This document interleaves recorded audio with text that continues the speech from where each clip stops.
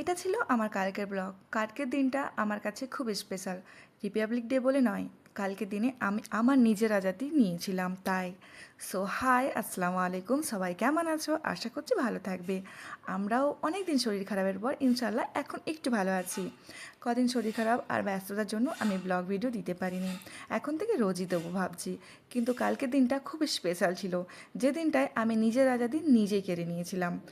আমি ওই সব জায়গা থেকে বেরিয়ে এসেছিলাম যেখানে আমার কোনো মূল্য ছিল না, যেখানে শুধু তাদের ছেলেদেরই দাম ছিল, যেখানে আমার মূল্য এতটাই কম ছিল যে আমার জয়েন লেটার আসার পরেও আমাকে চাকরিতে জয়েন করতে দেওয়া হয়নি, জাস্ট বিকজ আমি একটা মেয়ে ছিলাম। আমি ওই জায়গা থেকে বেরিয়ে এসেছিলাম কালকের দিনে, যেখানে আমার মুখের উপর বলা হয়েছিল, তোরা মেয়ে, তোরা মরে গেলেও কোনো ক্ষতি নেই, তোদের জন্য আমার ছেলের না কোনো ক্ষতি হয়। সে যাই হোক, আমি বলছি আমার বাড়ির কথা, যেখানে আমার ভ্যালু জিরো বললেই বলতে পারো। 9 বছর আগে আমি আমার বাড়ি ছেড়ে 26শে জানুয়ারিতেই চলে এসেছিলাম।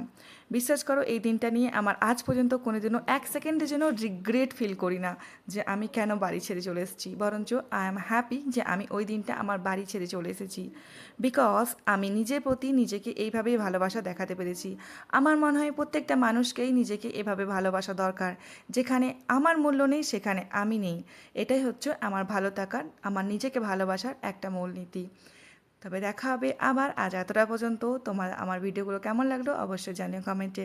বাই, আল্লাহ হাফেজ, সবাই ভালো থেকো, আমিও বেশ ভালো থাকবো।